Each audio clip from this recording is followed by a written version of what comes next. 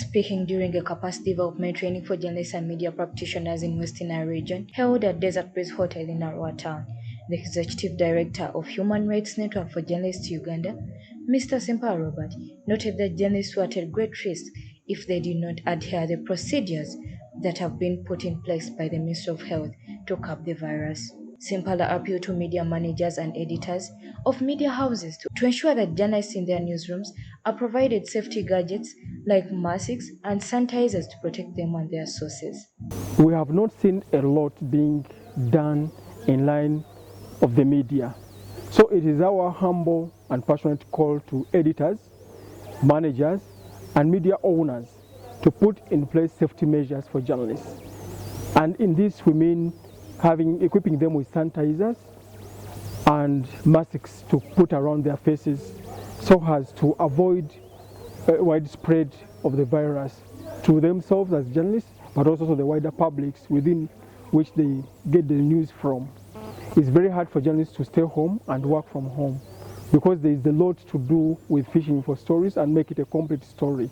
So we should put a conducive environment for them to work. If we do not, we will be negating our rights, our duty and the responsibilities as owners, as managers, as editors to the people who fish for stories on our behalf. So let's see the advice of keeping the journalists safe, put in place measures that will guarantee their safety and security, and make sure that they live beyond this outbreak. There's going to come a time when this outbreak is contained and business will go back to normal. Mr. Sempala added that both the media fraternity and the general public should embrace the precautions put forward by the Ministry of Health to curb the virus, adding that the said precautions should not be perceived as hindrances from work, as some people have been saying. Let's make sure that nobody leaves the newsrooms or the workstation without these safety gadgets or safety precautions with them. If that happens, certainly we will be ourselves to blame. Let's at the moment all act in unison to make sure that the virus is contained in Uganda for the journalists and for all Ugandans.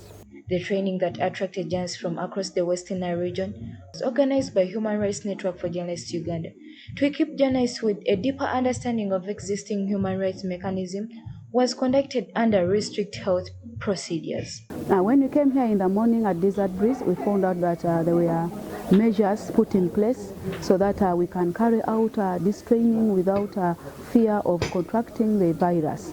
The first thing they did, there was spacious place for sitting.